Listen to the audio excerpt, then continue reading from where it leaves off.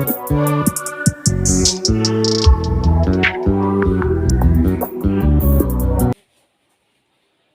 Friends, welcome to educational academy.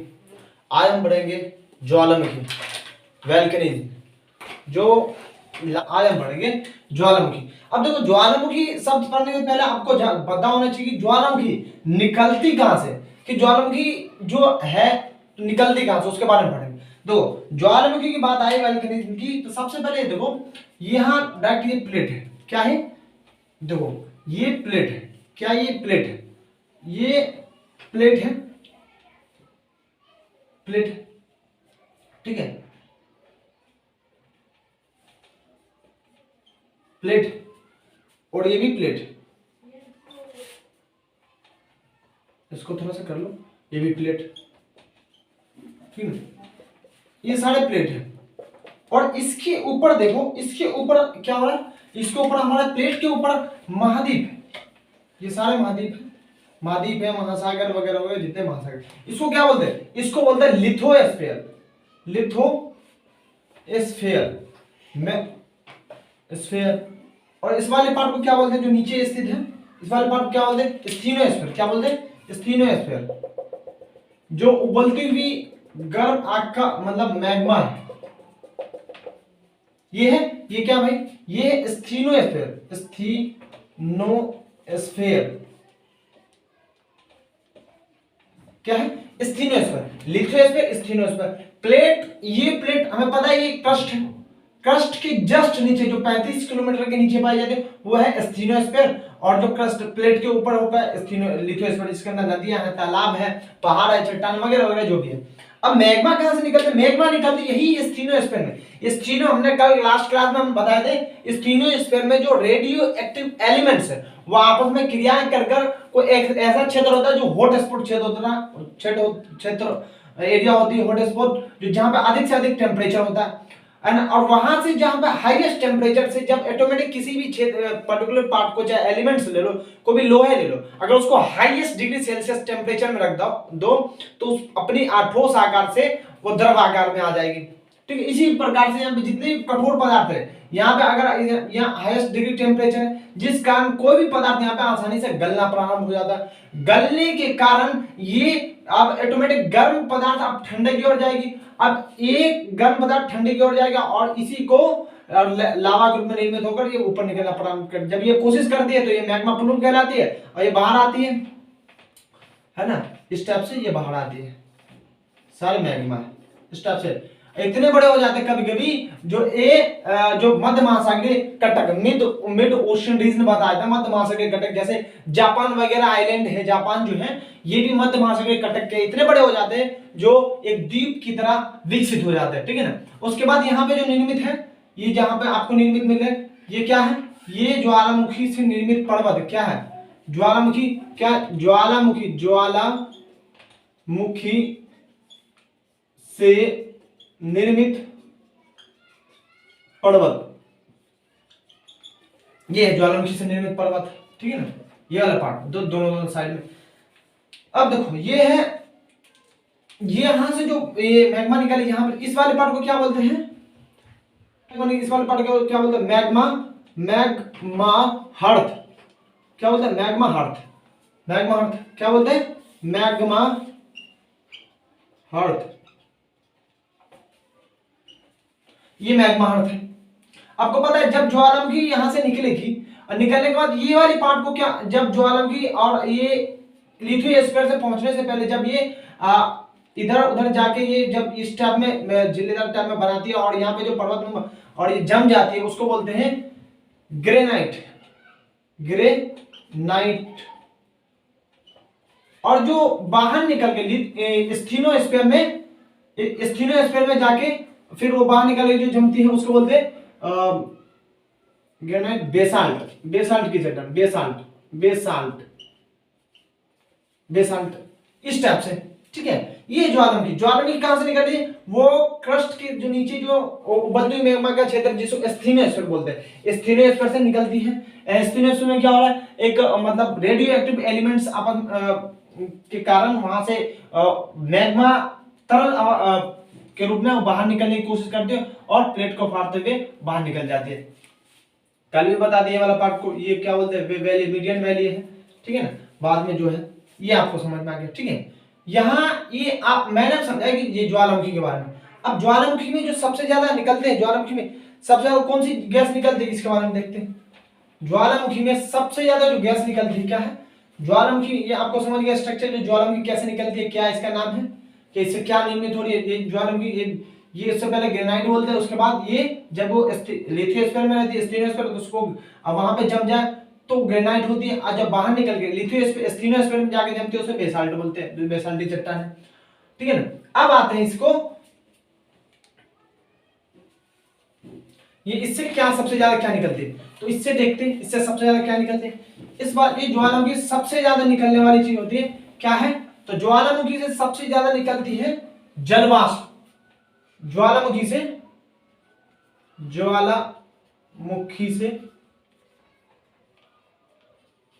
उद्गार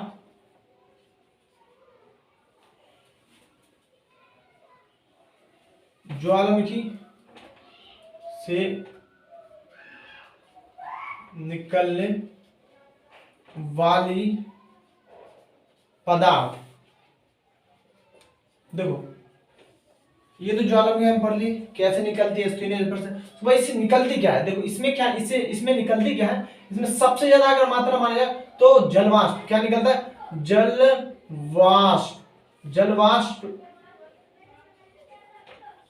सबसे ज्यादा, जलवाष्प जो गैस है सबसे ज्यादा ये गैस निकलती है, क्या निकलती है, जो जलवाष्प गैस सबसे ज्यादा निकल, क्या जलवाष्प गैस सबसे ज्यादा निकलती है, जिसका 60 से 80% हिस्सा होता है जब ये ज्वालामुखी उद्गार होता है। क्यों जलवाष्प निकलता है, ऑटोमेटिक जब पानी यहाँ से निकलेगी, ऑटोमेटिक यहाँ से जब बाहर आएगी ज्वाला, तो ज्वाला जब लावा बाहर आएगी तो उसी छिद्र से पानी भी अंदर चला जाता है, जो पानी एक जलवाष्प के रूप में परिवर्तित हो जाता है। आगे हम पढ़ेंगे क्यों निकलता है। 60 से 70% के रूप में ये गैस सबसे ज्यादा जो गैस निकलती है वो है, और सबसे ज्यादा जो पदार्थ में गैस है, एक गैस है जलवाष्प, ठीक है, ये सब ज्यादा निकलती है। उसके बाद आता है दूसरे नंबर पर, क्या आता है दूसरे नंबर पे, अगर गैस में आया तो दूसरे नंबर जैसे CO2, क्या CO2 क्या carbon dioxide, CO2 carbon dioxide,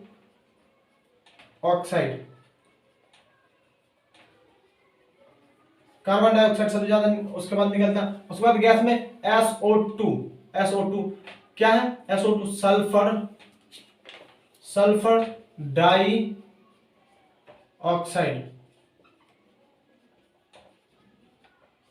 dioxide, ये सब गैस है जो ज्वालामुखी के दौरान, और एक और है CO, ये भी एक गैस है, ठीक है। ये सब जो पदार्थ हैं जो ज्वालामुखी के बाद गैस के रूप में निकलती है, ठीक है, ये है जो गैस के रूप। उसके बाद गैस के अलावा क्या है, तो गैस के अलावा भी निकलती है उसको, वो क्या है, वो है डस्ट, क्या है, डस्ट भी तो निकलती है। डस्ट क्या होता है, देखो बहुत छोटे छोटे कण के आकार के होते हैं, जो जिसकी माने तो 0.005 में mm होती है, 0.5 mm होती है, जो डस्ट के रूप में ज्वालामुखी उद्गार के बाद बाहर निकलती है, ठीक है ना। ये डस्ट, उसके बाद ये डस्ट, उसके बाद एश, ये डस्ट निकलता है, इतने छोटे 0.5 mm से भी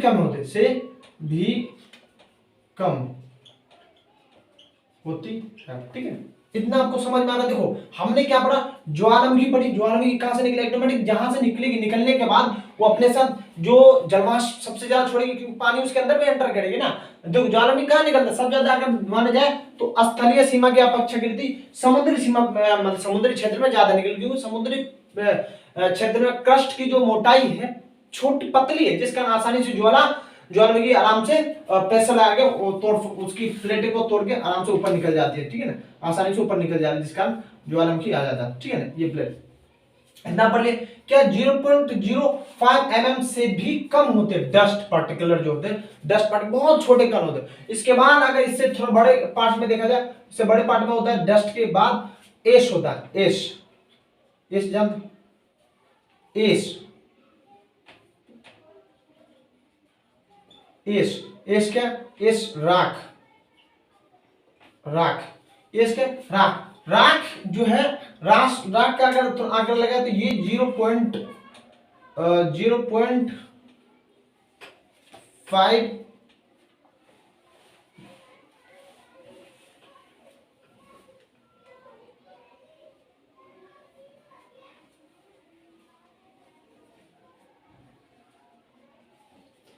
देखो ए से 0.05 से 0.5 तक के होते ये हो गया एक, ठीक है ना। अगर हम थर्ड पार्टिकल की बात करें तो थर्ड में आ जाता है इसी के अंदर कोयल लिख लो, कोयल, कौन सा, कोयल, कोयलेश है ना, कोयलेश वो भी है। अगर देखेंगे तो कोयलेश भी 0.5 से 0.4 mm तक होते हैं। मतलब इनकी आकार मतलब ये इतने बड़े होते हैं। अगर कोयल की बात करें तो कोयलेश के बारे में, ठीक है ना। अब कोयलेश के बाद एक आता है फोर्थ लिपारी, लिपारी ये क्या होता है, लिपारी जो होते हैं, लिपारी ये ब्रोसिया भी कहते हैं, ठीक है ना। लिपारी इसे ब्रोसिया भी कहते हैं, है ना, लिपारी इसे ब्रोसिया भी कहते हैं, जिसका अगर एरिया देखें तो 32 mm, कितना, 32 mm से भी ज्यादा होते हैं ये लिपारी, ठीक है ना। अगर पांचवा अगर ये क्या है, ये सारे ज्वालामुखी के बाद जो ये डस्ट, ये से निकलने वाले पदार्थ है, यहाँ पे क्वेश्चन इसमें से, ठीक है ना। उसके बाद अगर आए तो बम,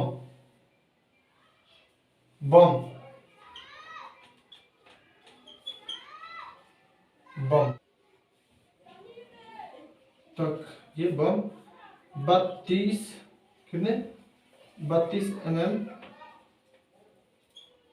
से ज्यादा होता है। ये आपको समझ में आ रहा है। ये जो मैंने बताया, ये जो अब ये पता है, देखो जलवाष्प जो गैस निकली है, जलवाष्प गैस है 60 से 80 मात्रा में, सबसे अधिक जो पदार्थ और गैस की मात्रा में निकलने वाला जो गैस है जलवाष्प है, जो 60 से 80% जो माना जाता है निकलता है, ठीक है ना। अगर उसके बाद सेकेंडरी गैस में आए तो CO2, कौन है CO2, कार्बन डाइऑक्साइड, कौन है कार्बन डाइऑक्साइड, उसके बाद SO2 सल्फर डाइऑक्साइड, ठीक है ना, CO।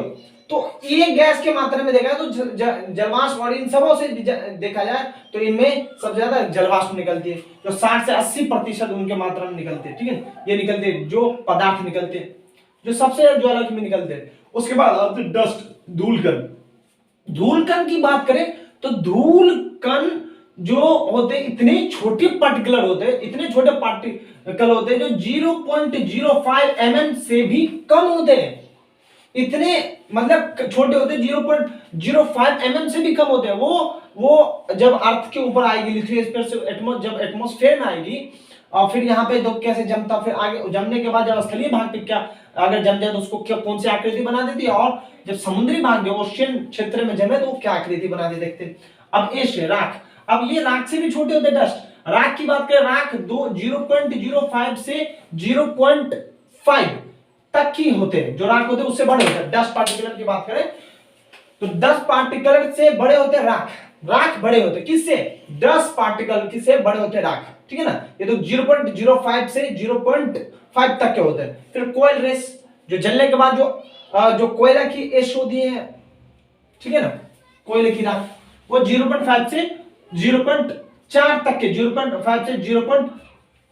कोयलेश की बात करें तो कोयलेश 0.5 से 4 mm तक की होते हैं, क्या कोयलेश 0.5 से 4 mm तक के होते हैं, ठीक है। उसके बाद लिपारी को भूमध्य सागर का एक प्रकाश स्तंभ भी कहते हैं। अब क्यों कहते भाई प्रकाश स्तंभ? ये लिपारी की बात करें तो ये भूमध्य सागर का मध्य सागर का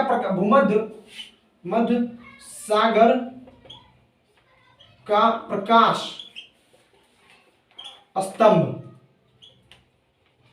भूमध्य सागर का प्रकाश स्तंभ। ये प्रकाश स्तंभ की बात करें, इतनी इसमें प्रकाश रोशनी होती है। देखो भूमध्य सागर, जितने भी भूमध्य सागर के आसपास जितने भी देश हैं उसमें जितने भी नौकाएं बिजनेस करते हैं, चाहे मछुआरे हैं, वो अगर रात्रि के समय या अंधेरे के समय अगर वो व्यापार या समुद्री में क्षेत्र में कोई कार्य कर रहे हैं तो वो ही जब ये भूमध्य सागर में ये जो प्रकाश, ये आते लिपारी, जब वहां पे ज्वालामुखी निकलती है, जैसे स्ट्रॉन्ग लिपारी की बात करें तो लिपारी जो होता है बेसिक लिपारी जो ब्रोसिया 32 mm तक के होते हैं, इसे भूमध्य सागर का प्रकाश स्तंभ भी कहते हैं। अब भूमध्य सागर का प्रकाश स्तंभ इसलिए कहते हैं क्योंकि जब ये निकलता है ज्वालामुखी, जिस कारण यहाँ पे इतनी प्रकाश दिखती है, जिसका प्रकाश इतनी तेज मात्रा में दिखती है, जो रात्रि के समय जो वहां पे नौकाएं या कोई व्यापारी या मछुआरे काम करते हैं उसको अपना मार्ग या रास्ता दिख जाता है, जिसको भूमध्य सागर का प्रकाश स्तंभ कहता है। ठीक है ना, लिपारी।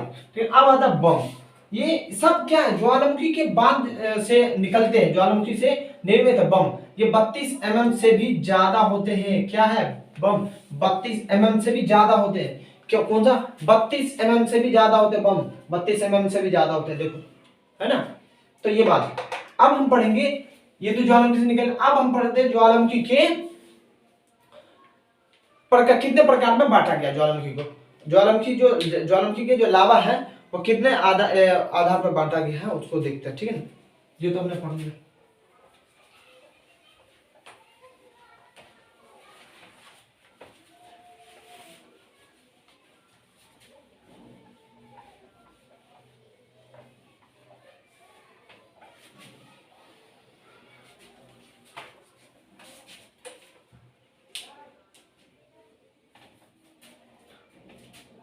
लावा को गहराई के आधार पर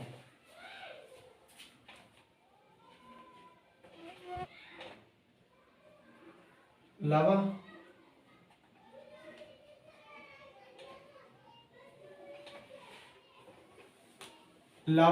गहराई के आधार पर। क्या है? लावा गहराई के आधार पर। गहराई के आधार पर बात करें तो इसमें 4 कैटेगराइज की गई। 4 कैटेगराइज में एक तो होता है अम्लीय लावा। कौन सा? एक पहला होता है अम्लीय लावा, अम्लीय लावा। ठीक है, जिसको बोलते हैं एसिडिक अम्लीय लावा, एसिडिक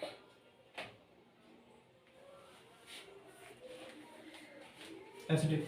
अब दूसरा होता है मीडियम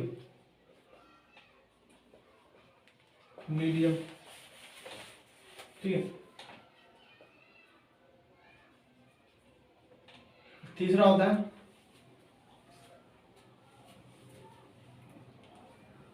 बेसिक लावा, बेसिक लावा,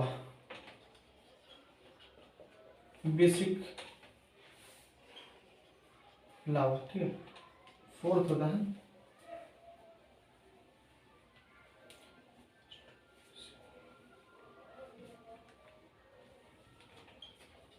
अल्ट्रा बेसिक, अल्ट्रा बेसिक। ये देखो अल्ट्रा बेसिक। अब अल्ट्रा बेसिक कौन सा? 4 कैटेगरी में बांटा गया। लावा को गहराई के आधार पर पहला अम्लीय लावा, दूसरा मीडियम लावा और तीसरा बेसिक लावा, चौथा अल्ट्रा बेसिक लावा। कौन सा? Ultra basic. देखो ये जो कैटेगराइज किया गया है, ये जो बंटवारा किया गया, इनके लावा की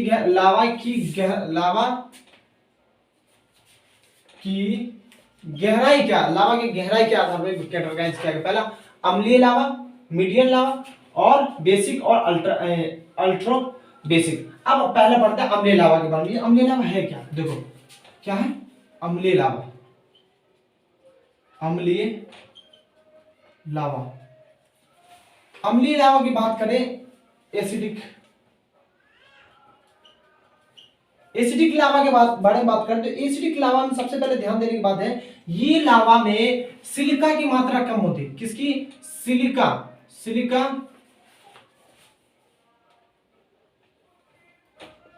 इसमें सिलिका की मात्रा,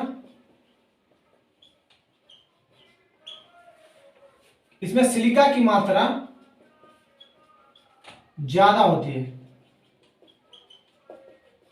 ये जो अम्लीय लावा है, इस सिलिका की मात्रा ज्यादा होती है, गाढ़ा ज्यादा होता है, गाढ़ा ज्यादा होता है, ज्यादा होता है, टेम्परेचर ज्यादा होता है, टेम्परेचर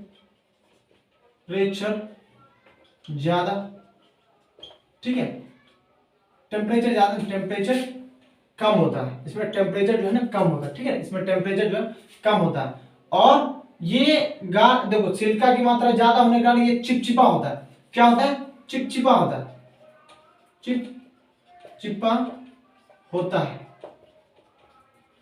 देखो अम्लीय लावा हमने गहराई के आधार पर डिवाइड किया, इस सबसे कम गहराई से निकलते हैं, सबसे कम गहराई से निकलते हैं, ठीक है ना, इसलिए इनकी जो टेम्परेचर है सबसे कम होती है ना। इसमें सिलिका की मात्रा सबसे ज्यादा होती है। जिस लावा में सिलिका की मात्रा सबसे ज्यादा होगी तो समझना उसमें सबसे ज्यादा चिपचिपा की मात्रा ज्यादा है। जब सिलिका की मात्रा ज्यादा होगी तो चिपचिपा ज्यादा होगा, चिपचिपा ज्यादा होगा तो अब ठंडा गाढ़ा ज्यादा होगा, गाढ़ा ज्यादा होगा तो ठंडा कम, गाढ़ा ज्यादा होगा तो ठंडा जो है ठंडा जल्दी नहीं होगी। क्या, ये कम गहराई से निकलते हैं, ये गाढ़ापन, इसमें जो अम्लीय लावा एसिडिक लावा होता है इसमें गाढ़ापन ज्यादा होता है, ये कम गहराई से निकलते हैं। तापमान की कमी के कारण ये इतने तापमान की इसमें कमी पाई जाती है और गाढ़ा इतने हो जाते हैं जिस कारण लिथोस्फीयर से स्टेनोस्फीयर से लिथोस्फीयर पर आने के बाद भी जल्दी ठंडे नहीं होते। ये होता है इनकी विशेषता। ये क्या, अम्लीय लावा की। तो अम्लीय लावा की विशेषता के बारे में हमने ये पढ़ा। लिपाड़ी लावा भी कहते हैं, लिपाड़ी,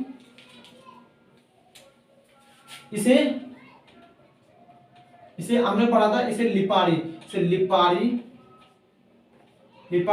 भी कहते, क्या कहते, इसे लिपाड़ी भी कहते हैं। इसे लिपाड़ी इसलिए कहते हैं क्योंकि ये इसके अंदर ज्यादा मतलब गाढ़ेपन की वजह से ये इतने गाढ़ेपन होते हैं, इस कारण ये जल्दी ठंडे नहीं होते, लिपाड़ी। जो इसका एक अच्छा एग्जाम्पल है स्ट्राम्बुल, सबसे अच्छा एग्जाम्पल स्ट्राम्बुल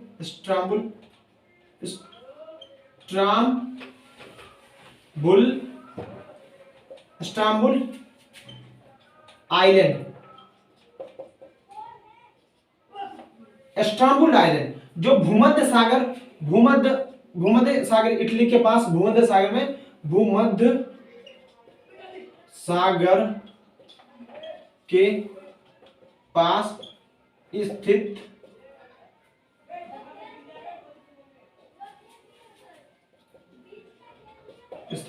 है, जिसे भूमध्य सागर का प्रकाश स्तंभ भी कहते हैं, जो हमने पहले बताया, ठीक है। ये था अम्लीय लावा के बारे में, ठीक है ना।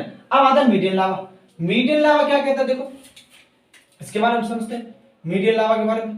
तो मीडियम लावा की बात करें तो इसे इस लावा में सिलिका की मात्रा थोड़ा सा इसके मुकाबले कम होती है। सिलिका की अगर बात करें तो सिलिका इसमें कम होती है, इसमें सिलिका कम होती है, ठीक है ना।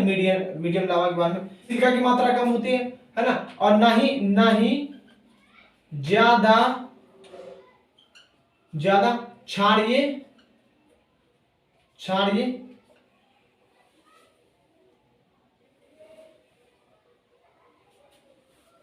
नहीं ज्यादा क्षारीय, नहीं ज्यादा अम्ल, नहीं ज्यादा क्षारीय और नहीं ज्यादा अम्लीय होती है, इसलिए इस प्रकार के लावा क्या कहते हैं, इस प्रकार के लावा को इस प्रकार के लावा क्या कहते हैं, वो क्या कहते हैं, इस प्रकार के लावा को एंडीसाइटिक, एंडीसाइटिक, इस प्रकार की लावा कहते हैं एंडीसाइटिक। देखो जिस मीडियम लावा में कहते हैं इसमें सिलिका की मात्रा कम होती है, ये इस लावा के मुकाबले ये ज्यादा, इसके मुकाबले ये ज्यादा गहराई पे निकलते हैं। मीडियम लावा जो है इसको एंडीसाइटिक लावा इसलिए बोलते हैं क्योंकि ये इसके मुकाबले इनके मुकाबले ये ज्यादा गहराई पे निकलती है, सिलिका की मात्रा कम होती है, ना ही ज्यादा क्षारीय और ना ही ज्यादा चिपचिपी होती है, मतलब ना ही ज्यादा क्षारीय और ना ही ज्यादा अम्लीय होती है, ठीक है ना, इसलिए इसको एंडीसाइटिक नाम याद कर लो, एंडीसाइटिक ज्यादातर एंडीसाइटिक के नाम से आता है, एंडीसाइटिक लावा क्या, ठीक है ना, एंडीसाइटिक लावा। अब आते हैं बेसाल्ट लावा के बारे में। कौन सा, बेसाल्ट के बारे में, तो बेसाल्ट के बारे में पढ़ ले, बेसाल्ट के बारे में,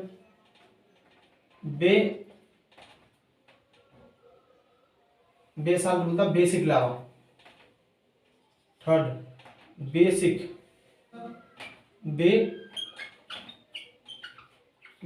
लावा। बेसिक लावा के बारे में बात करते हैं, बेसिक लावा से ही बेसाल्ट निर्मित होता, बेसाल्ट निर्मित होता है। इसमें जो है ना सिलिका की मात्रा बिल्कुल ही कम पाई जाती है, इसमें सिलिका कम,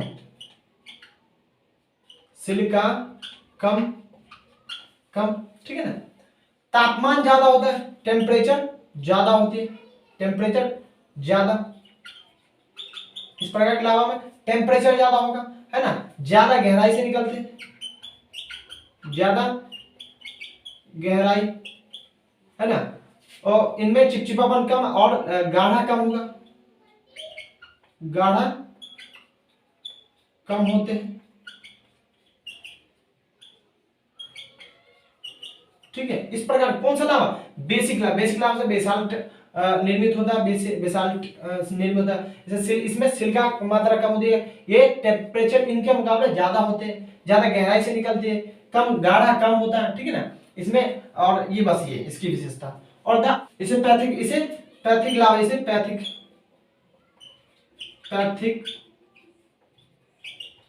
लावा भी कहते, ठीक है, इसे पैथिक लावा भी कहते हैं, इतना समझ लो। अब आते हैं लास्ट है एंडीसाइटिक, लास्ट है अल्ट्रा बेसिक, लास्ट है अल्ट्रा बेसिक। वो अल्ट्रा बेसिक लावा के बारे में बात करें, अल्ट्रा बेसिक कौन सा, एक अल्ट्रा बेसिक, अल्ट्रा बेसिक के बारे में बात करें, अल्ट्रा बेसिक लावा के बारे में बात करें, अल्ट्रा बेसिक ज्यादा गहराई से निकलते हैं, जिस कारण ये बहुत पतली होते हैं, जिस कारण इस लिथोस्फेरान में एकदम ठंडे हो जाते हैं, जल्दी ठंडे हो जाते हैं, और ये तापमान इसके अंदर ज्यादा होता है, किसके मुकाबले, इन सारे लावाओं के मुकाबले तापमान ज्यादा होता है, सिलिका की मात्रा एकदम कम होती है, ये ज्यादा गहराई से निकलते हैं, तापमान ज्यादा होता है, इसमें सिलिका की मात्रा कम, और ये गाढ़ा कम होते हैं, क्या की मात्रा एकदम कम होते हैं, ये चिपचिपे बहुत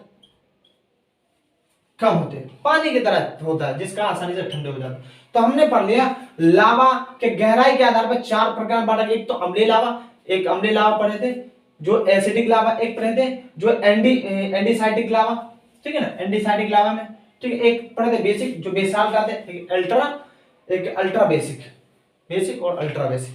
अब हम पढ़ते हैं इनको, एक ज्वालामुखी उद्गार के आधार पर, किसके आधार पर, ज्वालामुखी उद्गार के आधार पर। देखो आज तो क्लास सिर्फ इनके बारे में बताया जाएगा कि मतलब ज्वालामुखी जो निकली उसके बाद जो किस प्रकार से क्या हो रहा है, इसमें क्या क्या निकलती है, और निकलने के बाद किस प्रकार का आज कैटेगराइज किया गया ज्वालामुखी को, है ना, उसके बाद कल करेंगे इससे बनने वाली आकृति, कल इसके बारे में बात करेंगे अगले नेक्स्ट क्लास में। अब जो बात कर रहे हैं किसकी, तो इनके उद्गार के आधार पर, कौन सा, एक बात और है कि ज्वालामुखी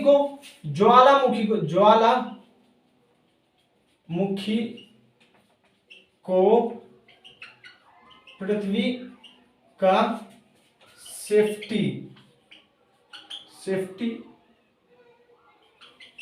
वॉल भी कहते हैं। क्यों कहते हैं भाई सेफ्टी वॉल?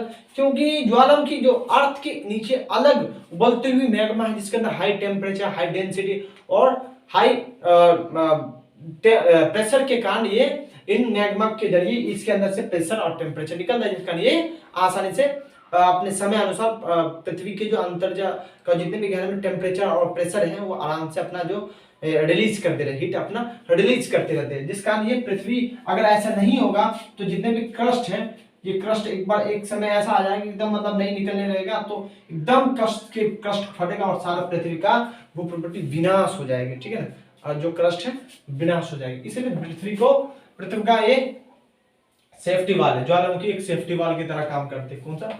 सेफ्टी वाल के रूप में काम करते हैं ज्वालामुखी। हाँ, अब हम पढ़ते हैं उद्गार के आधार पर कितना ज्वालामुखी के प्रकार। ज्वालामुखी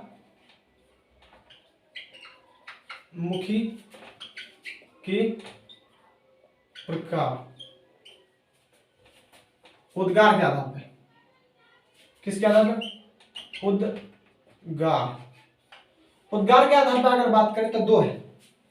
उद्गार के आधार पर बात करें दो है, एक होता है दरारी उद्भेदन, एक जो है वो दरारी उद्भेदन, एक है दरारी उद्भेदन, एक है केंद्रीय उद्भेदन।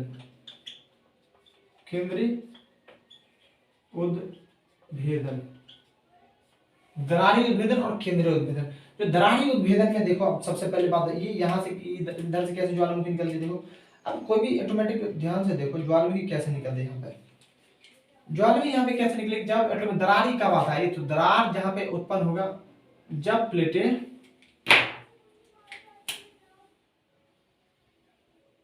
ये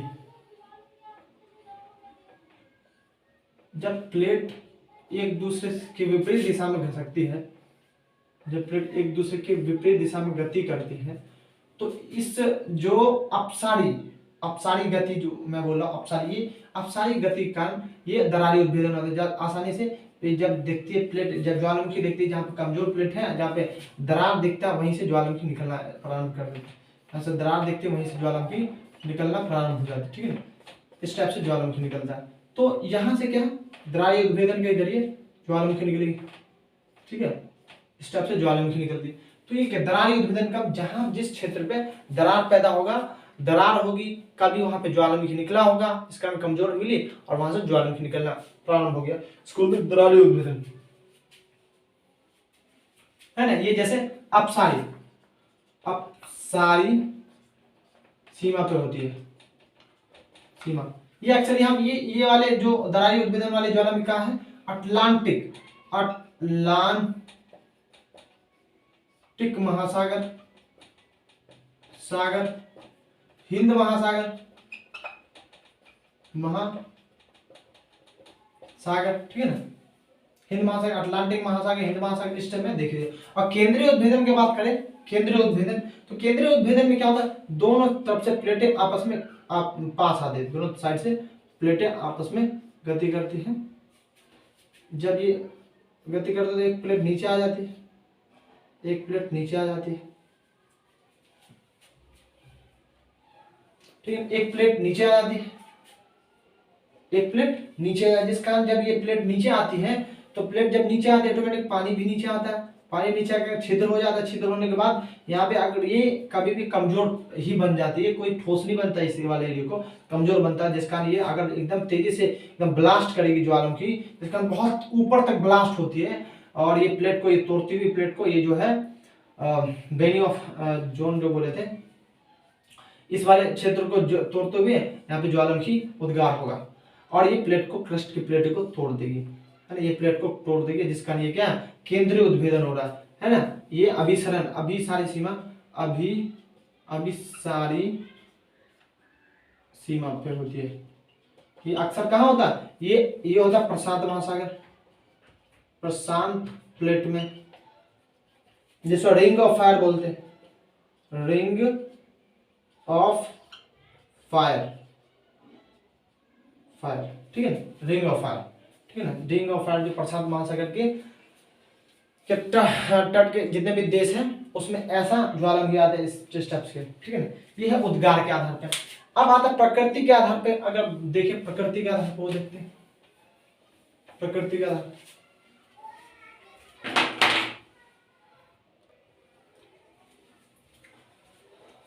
देखो अब हमारा वो कंप्लीट हो चुका था। अब हम पढ़े प्रकृति की समय के अनुसार जो ज्वालामुखी का उद्गार हुआ है, मतलब समय अनुसार जो ज्वालामुखी का उद्गार हुआ है। जैसे एक सक्रिय ज्वालामुखी होता है जो एक्टिव ज्वालामुखी, और एक होता प्रसुप्त प्रसुप्त डोरमेंट और मृत एक्सटिंक्ट, ठीक है।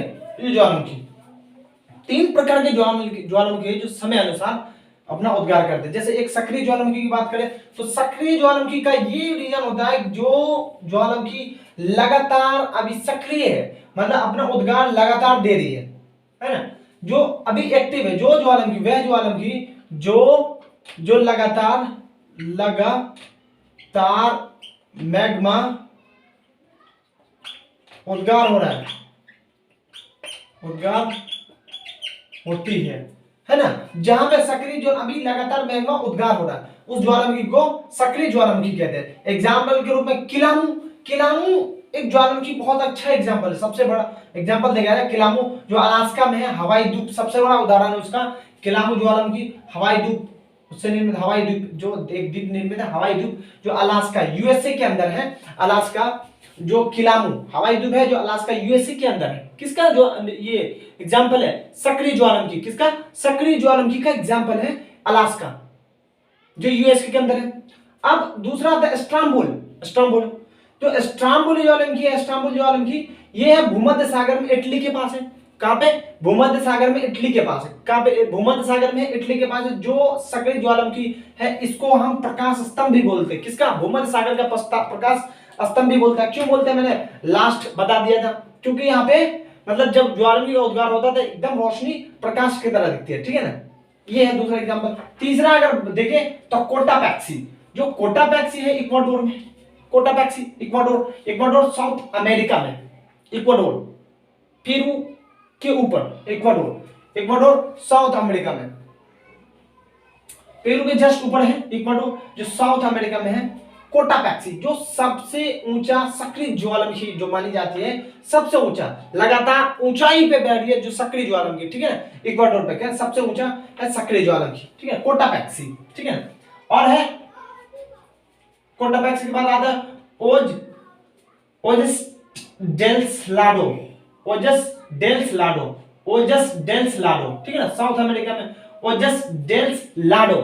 कौन है? ओजस डेल्स लाडो जो साउथ अमेरिका में, ठीक है ना। ये चार एग्जांपल जो हम पढ़ ले एक सक्रिय ज्वालामुखी का चार एग्जांपल है सक्रिय ज्वालामुखी का। एक है हमारे पास जो इंडिया में है, इंडिया में एक ज्वालामुखी है जो बैरन द्वीप जिससे निर्मित है, बैरन द्वीप की बात करें तो भी एक सक्रिय ज्वालामुखी है जो इंडिया का जो अंडमान निकोबार के अंदर पास है, ठीक है ना, बैरन द्वीप। ये भी एक सक्रिय ज्वालामुखी का उदाहरण, ठीक है। अब आते हैं प्रसुप्त के बारे में बात करें तो ये ज्वालामुखी उसको कहते हैं जो ज्वालामुखी शुरू में तो निकली थी लेकिन अभी फिलहाल बंद है, फिर कभी ना कभी ये जरूर वापस अपनी मतलब उसी अवस्था में आएगी, मतलब जो सक्रिय ज्वालामुखी के रूप में आएगी, ठीक है ना। प्रसुप्त डोरमेंट, ये ज्वालामुखी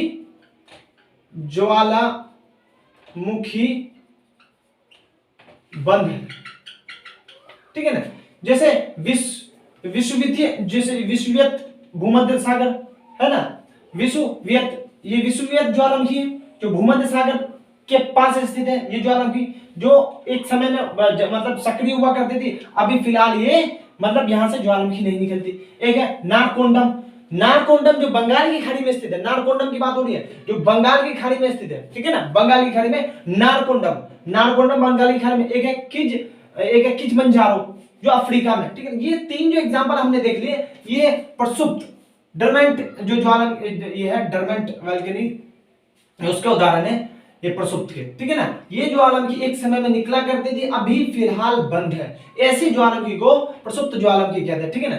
ये ज्वालामुखी जैसे विश्ववियत ज्वालामुखी जो भूमध्य सागर में एक नारकोंडम ना नॉर्मल किलिमंजारो, ये चार तीन नाम याद रखें। और सक्री में किलामू स्ट्राम्बोली, जो किलामू है हवाई द्वीप है, स्ट्राम्बोली भूमध्य सागर के पास है। फिर कोटापैक्सी जो सबसे ऊंचा है, ठीक है, सबसे ऊंचा इस टाइप से बैरन द्वीप, ये सारे आप देख लीजिए। आप देखते हैं मृत ज्वालामुखी एक्सटिंक्ट, ये ज्वालामुखी अगर बात करें तो ज्वालामुखी मर चुकी है, मतलब अभी फिलहाल ज्वालामुखी ये नहीं है, शायद इसका हो भी नहीं पाए, मतलब ये जो अपने अवस्था में वापस आ भी ना पाए, ठीक है ना। यहाँ पे एक समय में ज्वालामुखी निकली थी, अब यहाँ पे ज्वालामुखी निकलना एकदम से बंद हो गया, अब शायद ये आ भी नहीं पाएगी, मतलब मृतक ज्वालामुखी जैसे बोलते हैं, मृतक मर चुकी है। ये एग्जाम्पल में ईरान के अंदर को सुल्तान जो क्षेत्र है, ठीक है ना, वो भी एक सब तरफ से ज्वालामुखी से निर्मित है। देवंत वो भी ईरान में है। पोपा म्यांमार में। एकांत गुफा जो साउथ अमेरिका में, ठीक है ना, साउथ अमेरिका जो सबसे ऊंचा है साउथ अमेरिका में, ठीक है ना, एकांत गुफा साउथ अमेरिका में सबसे ऊंचा, ठीक है। इस टाइप से ये हमने देख लिया ज्वालामुखी इसके आधार पर, प्रकृति के आधार पर तीन है। कितना प्रकृति के आधार पर कितने? प्रकृति के आधार पर तीन है। एक है एक्टिव ज्वालामुखी, एक है ड्यूरेंट, एक है एक्सटिंक्ट। जो सक्रिय ज्वालामुखी जो लगातार अभी तक सक्रिय है, स्ट्राम्बुल हो गया, स्ट्राम्बुल ज्वालामुखी, किलामू, कोटापैक्सी, बैरन द्वीप, ये सारे जो है ना रेगुलरली मतलब एक्टिव है, ये अभी चल रहे हैं। यहाँ से जो क्वेश्चन पुट अप होता है डायरेक्टली यूपीएससी सिविल सर्विस और सब एग्जाम में क्वेश्चन पूछे जाता है अक्सर, आपको नोट डाउन सही से कर लीजिएगा, नोट्स बना लीजिएगा। नोट्स में जो जितना भी लिखवा रहा हूँ आप नोट्स बना के चलिए तो आपको एकदम सही रहेगा, उसको रिवीजन बार बार करते रहिए, ठीक है ना। और ये विश्ववतीय जो भूमध्य सागर के पास है, नारकोंडम बंग। अब ये जो पढ़ रहे हैं ना, इनको आप एटलस लीजिए ऑक्सफोर्ड का, उनके सामने रखिए और उनको टिक लगाते जाइए। जो भी आपका जैसे ये है किलामू, अब किलामू हवाई द्वीप है, अब ट्रैक्ट मैप लिए, एटलस लिए, अब देखिए किलामू ज्वालामुखी कहां पे है, वहां पे टिक लगा होता है। स्ट्राम्बुल मैंने भूमध्य सागर भी लिख दिया, अब भूमध्य सागर लिखे, आप क्लिक करिए, यूट्यूब है, मतलब यूट्यूब है, गूगल है, करिए, अब भूमध्य सागर के टैब में अभी आराम से क्लिक करके इसको डिटेल जानकारी। कोटापैक्सी, इस टाइप से आपको एटलस के जरिए अगर पढ़िएगा, ज्योग्राफी का मजा तो एटलस ही में है, अगर एटलस के जरिए आप पढ़ेंगे तो आपको बहुत बढ़िया आप समझ में आएगा। एटलस को जो भी है आपको नोट डाउन, अंडरलाइन करके नोट डाउन करिए और वो एटलस के जरिए आप खोज करिए। पहले शुरू में ज्यादा समय लगेगा, बाद में आपको बहुत कम समय लगना स्टार्ट हो जाए, ठीक है। ये है, अब है प्रसुप्त, ये स्टेप से हमने पढ़ लिया, ठीक है। हमने क्या पढ़ा, ज्वालामुखी के बारे में पढ़ा, ज्वालामुखी निकलती कहां से है, ज्वालामुखी के बाद वो जब बाढ़ आती है तो वह कैसे कैसे द्वीप बन जाते हैं, जैसे मिड ओशियन रीजन, जैसे मध्य महासागरीय कटक, ज्वालामुखी और विभिन्न प्रकार के जैसे क्या क्या निकलते हैं ज्वालामुखी के अंदर से, कितने प्रकार की गैस निकलती है ना, उद्गार के आधार पर देख लिए, उद्गार के आधार पर, है ना, और उसके बाद प्रकृति के आधार पर भी देख लिए। इस टाइप से अगली क्लास में हम देखेंगे इससे निर्मित विभिन्न प्रकार की जो आकृतियां बनती हैं उसके आधार पर आप देखते क्या है क्या नहीं, अगली क्लास में, नेक्स्ट क्लास में मिलते हैं, ठीक है। Thank you very much.